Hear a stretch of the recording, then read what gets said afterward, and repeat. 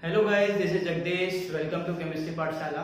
Today we are going to start class 12 solution chapter and our topic is colligative properties. बेटा जो colligative properties होती हैं वो properties होती हैं जिसमें जो आपका कोई भी सॉल्यूशन है जिसमें आप सॉल्यूट डाल रहे हो, सॉल्यूट के वजह से कोई भी सॉल्यूशन जो बन रहा है उसके कारण जो उसकी पहले की जो प्रॉपर्टीज थी वो चेंज हो, उसको हम बोलते हैं कॉलिगेटिव प्रॉपर्टीज। कंडीशन ये है, इसमें आप जो सॉल्यूट लोगे एक तो नॉन वोलेटाइल सॉल्यूट लोगे और जो आपका जो सॉल्यूशन होना चाहिए वो डाइल्यूट सॉल्यूशन होना चाहिए। ठीक है, मैं आपको डिफाइन कर देता हूं। The properties of the solution depending upon only number of the solid particle per unit volume. कहने का मतलब है सॉल्यूशन के अंदर जो सॉल्यूट पर वॉल्यूम डालोगे, आप जो सॉल्यूट डालो कितने वॉल्यूम में, ठीक है, उसके वजह से कुछ प्रॉपर्टीज पे इफेक्ट आता है, चेंज होती है, उसको हम बोलते हैं कॉलिगेटिव प्रॉपर्टीज। ठीक है, और ये कौन कौन सी कॉलिगेटिव प्रॉपर्टीज होती हैं? ये चार तरह की कॉलिगेटिव प्रॉपर्टीज होती हैं। ये होते हैं relative lowering of vapour pressure, second elevation in boiling point, and third is depression in freezing point, and fourth is osmotic pressure। Condition वही है, मैंने कहा था वैलिडिटी कहाँ होंगी, जब आपकी डाइल्यूट सॉल्यूशन होना चाहिए। डाइल्यूट सॉल्यूशन का मतलब आपका सॉल्यूट लेस अमाउंट में होना चाहिए और सॉल्वेंट लार्ज अमाउंट में होना चाहिए, और ये क्या होना चाहिए, एक नॉन वोलेटाइल सॉल्यूट होना चाहिए। जो आप सॉल्यूट डालोगे जिस पे डिपेंड करती है कॉलिगेटिव प्रॉपर्टीज, वो सॉल्यूट कैसा होना चाहिए, नॉन वोलेटाइल। नॉन वोलेटाइल का मतलब वो खुद से वेपर की फेज में ना जा पाए, इस तरह के सॉल्यूशन को हम, और जो प्रॉपर्टीज को हम बोलेंगे जो चेंज हो जाएगी सॉल्यूट के डालने के बाद, हम बोलेंगे कॉलिगेटिव प्रॉपर्टीज। फर्स्ट प्रॉपर्टीज के बारे में हम बात कर लेते हैं। जो फर्स्ट प्रॉपर्टी है वो है relative lowering of vapour pressure. Vapour pressure को समझ लेते हैं पहले। वेपर प्रेशर है क्या बेटा? कोई भी लिक्विड है, ठीक है, लिक्विड के पास एक प्रॉपर्टी होती है इवेपोरेशन। ठीक है, वो बॉइलिंग पॉइंट के बिना पहुंचे, बॉइलिंग पॉइंट बिना पहुंचे, उस टेम्परेचर पहुंचे, वो वेपर में चेंज होने लग जाता है। ठीक है, मान लो ये आपके पास लिक्विड है, क्या होगा, ये लिक्विड क्या होगा, वेपर में चेंज होगा। और जब भी वेपर प्रेशर की बात आती है इसका मतलब कंटेनर क्लोज की बात कर रहा है। कंटेनर ओपन होगा तो वेपर सराउंडिंग में फैल जाएंगे। तो जब भी वेपर प्रेशर की बात हो रही है तो उसका मतलब कंटेनर क्लोज है, लिखा हो या ना लिखा हो, तो आपको समझ जाना है वेपर प्रेशर की बात हुई है तो वो कंटेनर क्या है, क्लोज कंटेनर की बात कर रहा है। अब यहाँ देखो जो वाटर है वो वेपर में चेंज हो रहा है, अब ये वेपर में आ रहे हैं वेपर। ठीक है, अब ये भी क्या करेंगे, इस लिक्विड के ऊपर प्रेशर क्रिएट करेंगे। अब जो लिक्विड से उसके पार्टिकल जो वेपर में आए हैं वो वेपर क्या करेंगे, वो गैस में चेंज हो गया। वो गैस क्या करेगी, वो प्रेशर अप्लाई करेगी सराउंडिंग में, कंटेनर में तो करेगी चारों तरफ, और ये वाटर में भी एक प्रेशर लगाएगी जिसको हम बोलते हैं वेपर का द्वारा लगाया गया प्रेशर, तो उसको हम बोलते हैं वेपर प्रेशर। अब ये कह रहे थे भाई relative lowering of vapour pressure, इसका मतलब क्या, relative lowering of vapour pressure जो पहले लग रहा था अब वो क्या हो गया, रिलेटिवली कम हो गया, लोअर हो गया है। इसका मतलब क्या हुआ, यहां मैं आपको दिखाना चाहूंगा, इसको इस तरफ का मैं क्लीन कर देता हूं, समझना बच्चों। उसको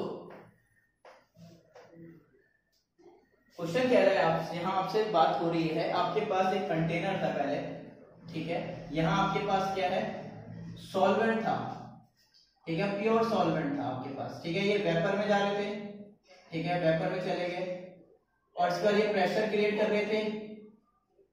ठीक है, हमने बोला ये वेपर प्रेशर। मान लो ये प्योर सॉल्वेंट है, इसके द्वारा जो प्रेशर लगाया गया, इसके द्वारा जो प्रेशर लगाया गया पी नॉट ए बोलते हैं। पी नॉट ए का मतलब क्या है, जब सॉल्वेंट के कंपाउंड, ठीक है, सॉल्वेंट के मॉलिक्यूल्स ऊपर जा रहे हैं और वेपर प्रेशर लगा रहे हैं, ठीक है, इसको हम बोलेंगे वेपर प्रेशर किसके द्वारा गया, प्योर सॉल्वेंट के द्वारा लगा गया, तो पी नॉट ए बोलते हैं। नॉट का मतलब प्योरिटी बताता है, ओनली सॉल्वेंट ए है यहाँ। अब मैं क्या कर रहा हूँ, इसी सॉल्वेंट में मैंने क्या कर दिया, सॉल्यूट भी मिक्स कर दिया। पहले सॉल्वेंट था सॉल्वेंट, अब मैंने क्या कर दिया, सॉल्यूट भी मिक्स कर दिया, और ये सॉल्यूट क्या है, नॉन वोलेटाइल सॉल्यूट है। अब पहले तो सॉल्वेंट के पार्टिकल्स थे सराउंडिंग में या आपके सरफेस पे, अब क्या हो गया, कुछ सॉल्यूट के पार्टिकल भी होंगे, यहाँ सॉल्यूट भी हो गया, आ जाएगा सरफेस पे कुछ। ठीक है, अब पहले सॉल्वेंट के थे, उनको सरफेस में जगह मिल रही थी तो सारे ऊपर वेपर में जा रहे थे। अब देखो क्या है, सॉल्यूट ने बीच में जगह घेर ली तो इस सॉल्वेंट के पार्टिकल्स को ऊपर नहीं आने देगा, अब ये वेपर में कम जाएंगे। अब थोड़े से ही वेपर के, सॉल्वेंट के पार्टिकल थोड़े ही जा पाएंगे, क्योंकि क्या हो गया, सॉल्यूट भी आ गया, और सॉल्यूट क्या है, नॉन वोलेटाइल, उसके पार्टिकल ऊपर नहीं जाएंगे।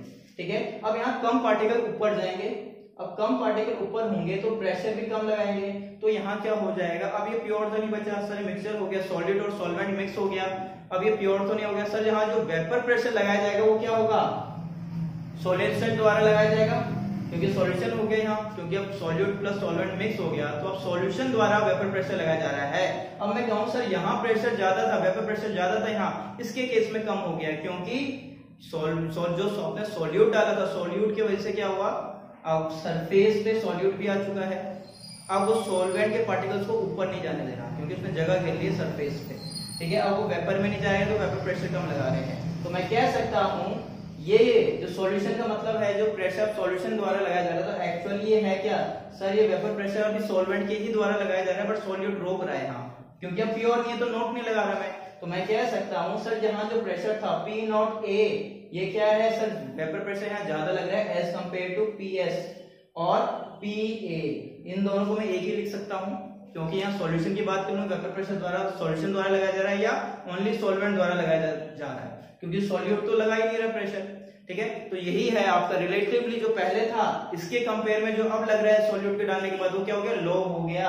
क्या हो गया, यहाँ वेपर प्रेशर क्या हो गया, रिलेटिवली लो हो गया, ठीक है। इसी को हम क्या बोलते हैं, relative lowering of vapour pressure, लिखा भी है मैंने यहाँ। When non volatile is added, non volatile solute होगा बेटा यहाँ, non volatile solute is added to solvent, the vapour pressure of the solution become lesser than the solvent. ये solution, जो सॉल्यूशन है इसका वेपर प्रेशर कम हो जाएगा एज कंपेयर टू सॉल्वेंट, ठीक है, क्योंकि वहां कंप्लीट सॉल्वेंट थे और यहाँ सॉल्वेंट के पार्टिकल सारे सरफेस पे थे, तो इजीली ऊपर जा रहे थे और इजीली प्रेशर लगा रहे थे, यहाँ कम हो गए पार्टिकल्स, यहाँ सॉल्यूट को भी मिक्स हो गए सरफेस पे।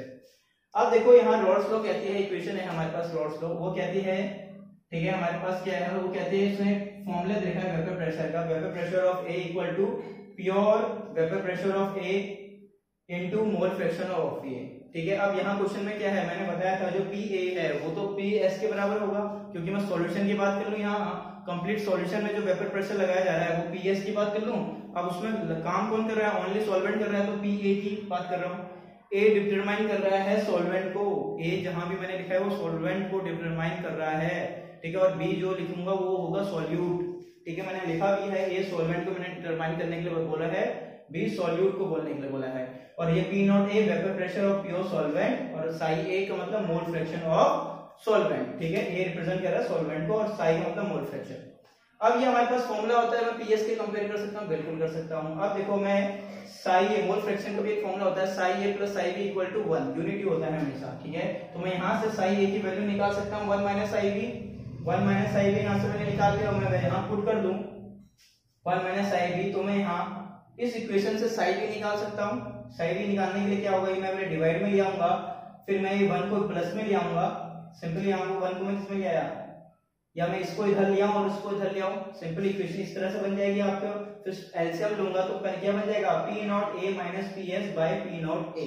अब मैं इसमें बता देता हूं कि आपके पास P नॉट A और P minus PS divided by P nought A होता क्या है एक्चुअल में, ये देखिए, ये psi B आ गया equal to P nought A minus PS divided by P nought A। अब मैं थोड़ा सा आपको बता देता हूं, देखो ये क्या है आपका प्योर सॉल्वेंट, जब वेपर प्रेशर लगा रहा है, P नॉट A क्या था आपका, P नॉट A था, तब आपके सर प्योर सॉल्वेंट वाटर के ऊपर वेपर प्रेशर लगा रहा था, प्रेशर लगा रहा था, तो ठीक है, ये प्योर सॉल्वेंट द्वारा है। अब माइनस क्या है सर, अब क्या हो गया, वहां आपने सॉल्यूट पे मिक्स कर दिया, अब वेपर प्रेशर थोड़ा कम लगा रहा है, तो मैं कह सकता हूँ सर यहाँ ज्यादा था और यहाँ कम है, तो सर इन दोनों के बीच में डिफरेंस है, सर पहले ज्यादा लग रहा था अब कम लग रहा है, सर इनके बीच में क्या है, ये डिफरेंस है, बता रहा है कि भाई कितना का डिफरेंस आया, कितने का चेंज आया, कितने का चेंज आया। जब मैं इन दो को माइनस कर दूंगा, पहले इतना था अब इतना है, इनके बीच में इनको माइनस कर दूंगा तो बता देगा सर चेंज कितना आया, सर पहले कितना वेपर प्रेशर था और अब कितना है, इनको मैं माइनस कर दूंगा, सर 5 का चेंज आया, 6 बार का चेंज आया, 7 बार का चेंज आया, वो चेंज को बता रहा है, ये रिप्रेजेंट कर रहा है चेंज को।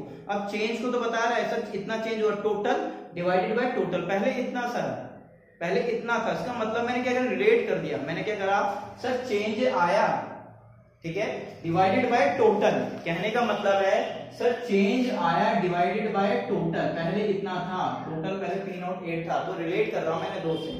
तो इसका जो नाम होता है, जब मैं पूरे को इसको जो डिफाइन करता हूं, इसका पूरा नाम होता है sir relative lowering in vapour pressure of the solvent, कि पहले से मैंने कंपेयर भी कर दिया कि कितना कम आया और रिलेट भी कर रहा हूं पहले वाले से, तो उसको हम बोलते हैं relative lowering in vapour pressure of the solution.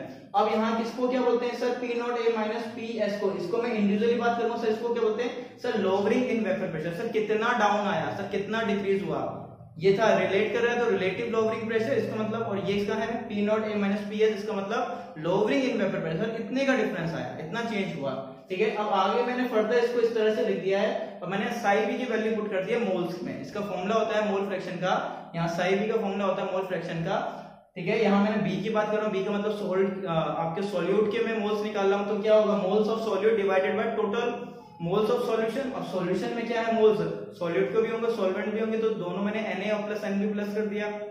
मैंने कंडीशन रखी थी क्वालिटेटिव प्रॉपर्टीज के अंदर, सर ये डाइल्यूट सॉल्यूशन के लिए होगा। डाइल्यूट सॉल्यूशन का मतलब वहां सर सॉल्यूट बहुत कम होगा, तो उसका मतलब सर वहां A इसका मतलब बहुत ज्यादा है, सर A बहुत ज्यादा और B बहुत कम है, तो नंबर ऑफ मोल्स B के बहुत कम होंगे, तो मैं इसको मैं इग्नोर मान सकता हूं, इसको मैं नेग्लेक्ट कर सकता हूं। क्यों सर आपने इसी को क्यों करा, ऊपर वाले को क्यों नहीं करा? क्योंकि बेटा कोई छोटी वैल्यू, बहुत छोटी वैल्यू को मैं किसी से डिवाइड कर रहा हूं तो ज्यादा डिफरेंस नहीं आता। ऊपर छोटी वैल्यू होती तब डिवाइड करता तो डिफरेंस आ जाता, बट मैं किसी छोटी वैल्यू को पहले प्लस करूंगा, छोटी वैल्यू में किसी में प्लस करूंगा, फिर इसको डिवाइड करूंगा इससे, तो आंसर में ज्यादा चेंज नहीं आएगा, ठीक है। इसीलिए मैं इसको इग्नोर कर रहा हूँ, क्योंकि इससे डिवाइड भी करना है मुझे आगे, तो इसको इग्नोर कर रहा हूँ। बहुत छोटी वैल्यू है, पहले प्लस होगा फिर डिवाइड होगा, तो बहुत डिफरेंस बहुत कम आएगा, तो मैं इसको नेग्लेक्ट कर देता हूँ। तो मेरे पास फॉर्मूला बन गया, यही को मैंने यहाँ उतार दिया। अब मैं Nb बाय Na लिख दिया, मैंने Nb को यहाँ क्या कर दिया, नेग्लेक्ट कर दिया, ठीक है। और यहाँ मेरे पास number of moles of solvent divided by number of moles of solute आ गया। और मेरे पास इसका भी फॉर्मूला होता है, इन केस क्वेश्चन में आपको मोल्स की टर्म में दिया है तो आप डायरेक्ट यहाँ से निकाल सकते हो, इसको कंपेयर करके यहाँ से फॉर्मूला दे रखा है। इन केस वहां मास और गिवन वेट के बिहाफ पे क्वेश्चन दे रखा है, तो आप इसको इस मोल को किसमें चेंज कर सकते हो, मोल का फॉर्मूला क्या होता है, given weight by molecular weight. तो Nb क्या है सर, का फॉर्मूला होगा sir given weight, given weight को मैंने W से रिप्रेजेंट कर रहा है, divided by molecular weight of solute, sorry B का मतलब सॉल्यूट, ठीक है। और A की बात कर रहे हैं sir given weight by molar weight, तो इसका मतलब क्या है, इसका फॉर्मूला क्या है सर, यहाँ given weight divided by molar weight of solvent. इस तरीके से मैंने इसको वेपर प्रेशर को मोल्स में भी डिफाइन कर दिया है, और मैंने यहाँ आपको वेट में भी आपको डिफाइन कर दिया है, ठीक है। इसके बेटा इंपॉर्टेंट है न्यूमेरिकल्स, आप सभी को प्लीज इसके न्यूमेरिकल्स अटेम्प्ट करने हैं, और लास्ट में मैं चैप्टर के एंड में इसके न्यूमेरिकल्स भी कराऊंगा। अब इसके बाद मैं नेक्स्ट क्वालिटेटिव प्रॉपर्टीज कराऊंगा, ठीक है। फ्रीजिंग पॉइंट किस तरह से डिप्रेस हो रहा है, एलिवेशन, बॉइलिंग पॉइंट में एलिवेशन क्या आ रहा है, बॉइलिंग पॉइंट इंक्रीज कैसे हो रहा है, ऑस्मोटिक प्रेशर, 2-3 और हमारी क्वालिटेटिव प्रॉपर्टीज है। और प्लीज बेटा वीडियो अच्छी लगी तो प्लीज चैनल को लाइक शेयर एंड सब्सक्राइब करिए केमिस्ट्री पाठशाला।